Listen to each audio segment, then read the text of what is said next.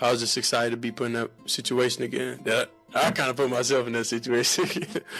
Still got 26 yards rushing, though, and then when we needed it most, this is what counts here. In the fourth quarter, Shedeur drives down the field, picks up a big third down to Judy. Cleveland gets in field goal range. Andre Schmidt, 49-yarder. It's up and it's good, ladies and gentlemen. How about that team winner?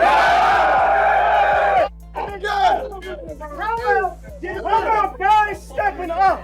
How about guys stepping up? Guys out due to injury. Guys going out in the game due to injury. And we step up and we fight.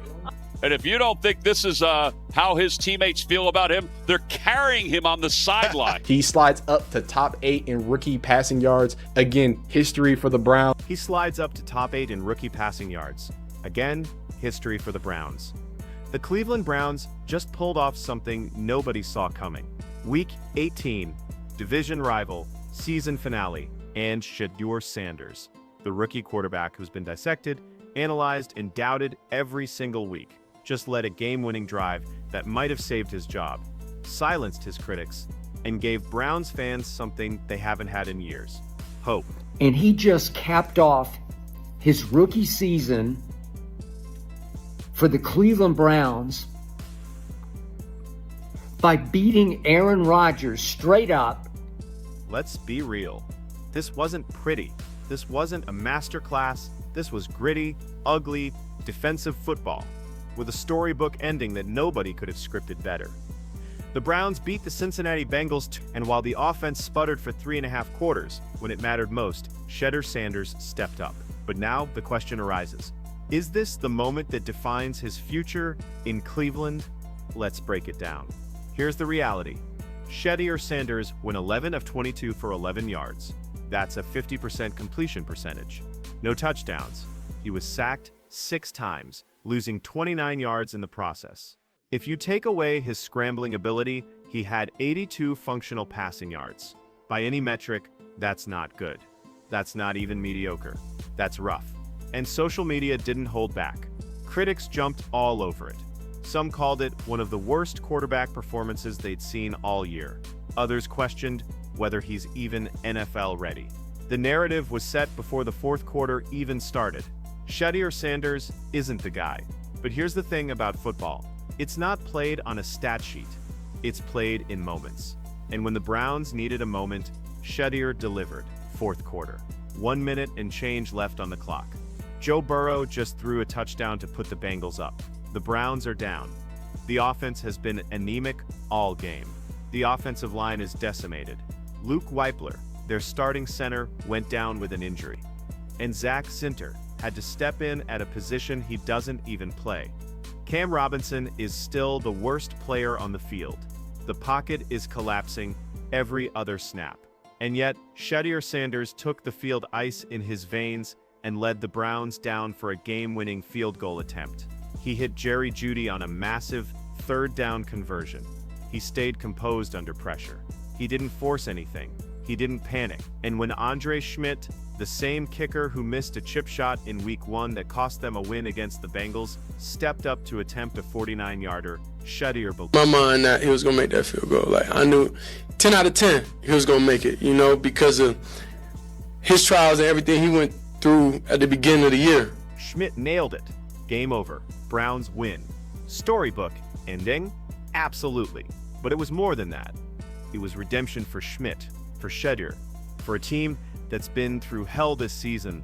What makes this performance even more compelling is what Shedeur revealed after the game. This wasn't just about football.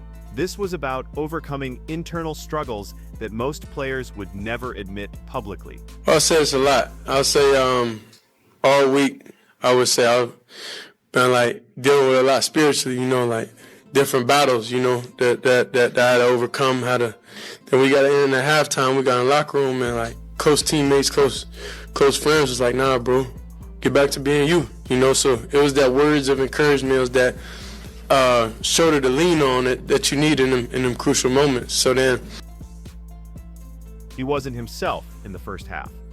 His body language was off. He looked rattled, but at halftime, his teammates stepped in. That's leadership. That's culture. That's what separates good teams from great ones. When your teammates believe in you, even when you don't believe in yourself, that's when magic happens. And Shedeur responded. The second half was a different game. He started seeing the field better. He got back to his reads, he trusted his instincts, and when it mattered most, he executed. Let's talk about Shedeur. Let's talk about context for a second, because it matters. Shedeur Sanders is operating behind one of the worst offensive lines in football. The Browns' O-line has been decimated by injuries all season. They lost their starting center mid-game, Zach Zinter, who doesn't even play center, had to step in at a position he doesn't even play. Cam Robinson has been a disaster all year. 6 sacks, 6 times Shedeur was on the ground. That's not on him. That's on the guys up front who were supposed to protect him. And yet, he kept getting back up. He kept fighting. He kept making plays with his legs. 26 rushing yards in a game where the pocket was non-existent. I think today overall, mentally, we won different battles. I think we won mentally. I think going back to the final minute drive that we had a couple weeks ago, and it wasn't successful. We was able to get that opportunity and be able to drive down the field and do what we did. For a rookie quarterback, playing behind that offensive line in a must-win game against a division rival to lead a game-winning drive, that's not nothing. That's something you can build on. So here's where it gets interesting. Browns fans are split. Half the fan base thinks Shedeur is the future. Half the fan base thinks he's a placeholder at best. On one hand, you've got the critics who point to games like this and say, 11 yards, 6 sacks, that's not good enough. They're not wrong. The stats are ugly. But on the other hand, you've got people who see the bigger picture. They see a rookie quarterback who's shown flashes of brilliance, deep shots, plays with his legs, athleticism that nobody expected.